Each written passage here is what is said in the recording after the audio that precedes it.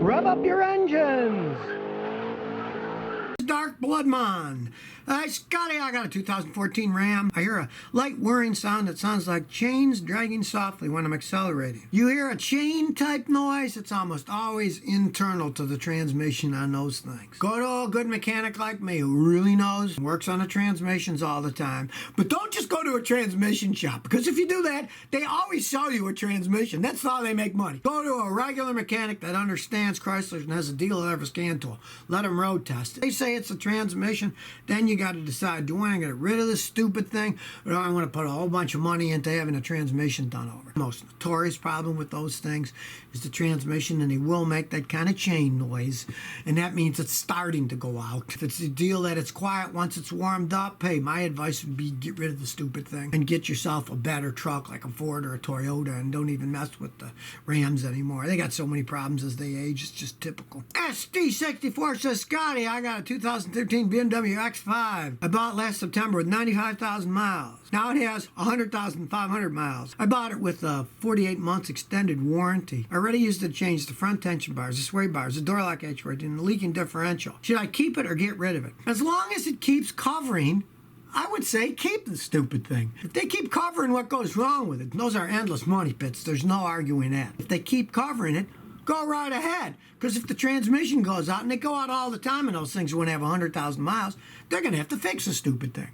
Just realize that they have no resale value, so you're not going to get anything when you sell it. And I hope you didn't pay too much for it in the first place.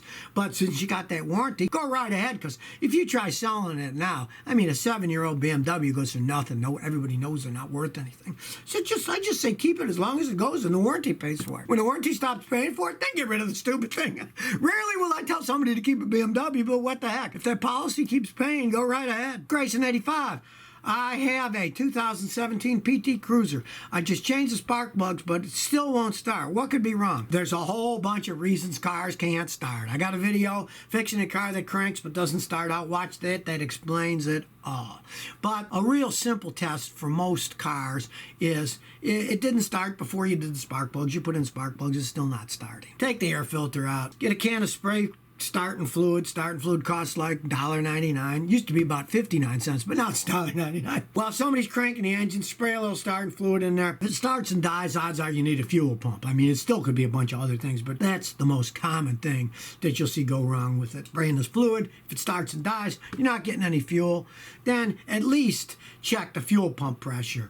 And if you crank it and there's none, time for a new fuel pump. Fox Brain, I got a Mercedes SLK 230. The radiator fan only turns on when the AC is on. The car overheats if it's off. Realize that even though you got the radiator fans on the radiator, there's two separate systems that run them. When you turn the AC on, automatic will start turning on your cooling fans, because the cooling fans that cool the radiator also cool the air conditioning condenser that's in front of the radiator for the AC. So yours is only working then. That means that system's working.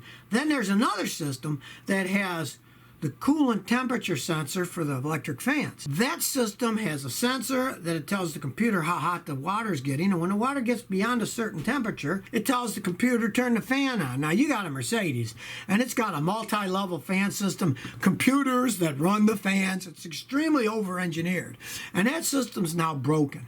You want to pray that it's the temperature sensor, and it's just that.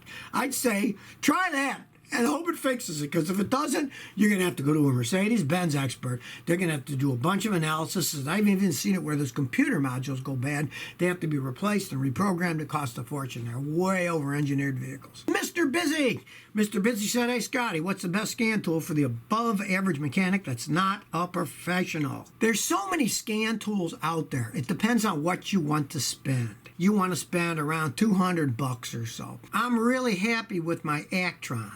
Go to Amazon and look at the Actrons that are around $200. They can do an awful lot. Depends on what kind of a car you have, too. See, like there's one out there that's really good for BMWs, but it doesn't work that great for the other cars. So you need to do a little research for what cars you're working on. Sometimes you're even better off buying one of those services where you use your laptop and you get to access the information for that car on your laptop. So you're not buying a machine, you already own a laptop or even your phone.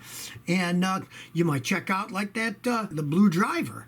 Blue Driver uses your phone, but some pretty good software, and it's $99. So you might check that one out. You got to decide how far you want to go and how much you want to pay, because once you go over the $200 one, then you don't get much until you're spending $800 to $1,000, and then past that it's $5,000 to $10,000. So you decide how much you want to spend. There's a real level of drop off of how much you get more for how much you pay if you're not a mechanic and not working on a bunch of different cars. So if you never want to miss another one of my new car repair videos, remember to ring that bell.